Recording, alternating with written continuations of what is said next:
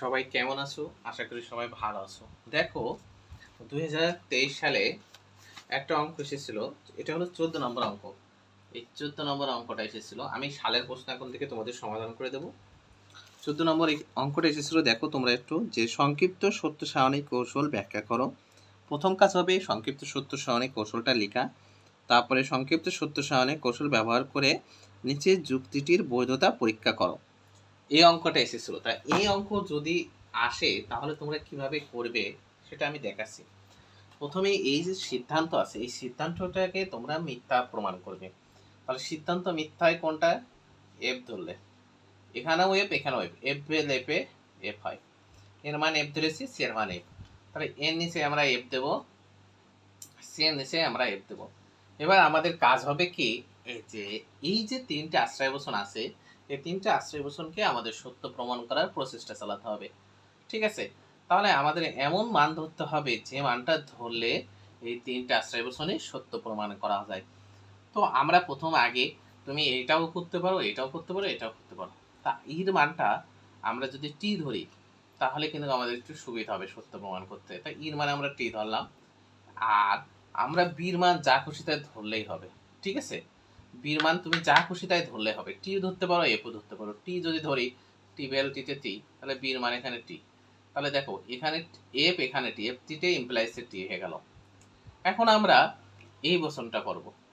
তাহলে ডির মান আমরা যা খুশি তাই ধরলেই হবে। তা ডির মান আমরা মনে করো এফ ধরলাম। যা খুশি তাই ধরলে হবে না, এখানে যদি টি ধরি তাহলে এখানে আবার এফ হয়ে যাবেন। তাহলে এটাই হচ্ছে টি। এখানকার টি এখানকার টিতে এটাও টি হয়ে গেল, এই ইমপ্লাইস এর নিচে। ডির মান এফ আমরা এফ ধরেছিলাম, এখানকার এফ এখানকার F, F Welle F dot F F, F এই টি, এফ টিতে ইমপ্লাইসে টি হয়, এটা টি। তখন আমরা কি করব, এই টিটা এইভাবে গোল দাগ দিয়ে এখানে লিখব, এখানকার টিটা গোল দাগ দিয়ে আমরা এখানে লিখব, আর এখানকার যে টিটা আছে পেলাম আমরা সেই টিটা এখানে লিখব, আর এখানকার যেটা এফটা পেয়েছি আমরা এখানে লিখব। লেখার পরে আমরা দেখছি যে সিদ্ধান্তটা মিথ্যা হয়ে এই আশ্রয় বচন তিনটাই কিন্তু সত্য হয়েছে। যদি কোনো অঙ্কে সিদ্ধান্ত মিথ্যা হয়ে আশ্রয় বচন তিনটা সত্য হয় তাহলে সেই অঙ্কটা বা সেই যুক্তিটি কি হবে? অবৈধ হবে। তাহলে আমরা এখানে লিখব বর্ণনা, নিম্নয়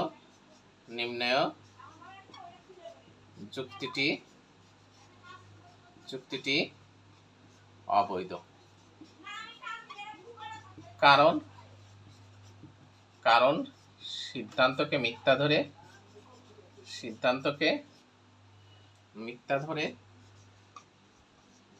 ধরে আশ্রয় বচনগুলো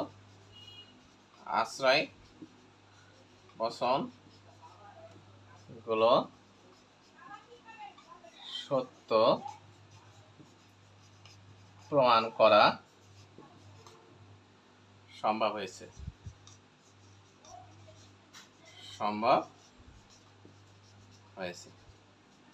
হয়ে গেল অঙ্কটা। খুব সোজা। এইভাবে তোমরা কিন্তু করতে পারো। ঠিক আছে? এটাই শেষ। হ্যাঁ, এখানেই শেষ, এর বেশি আর লাগবে না।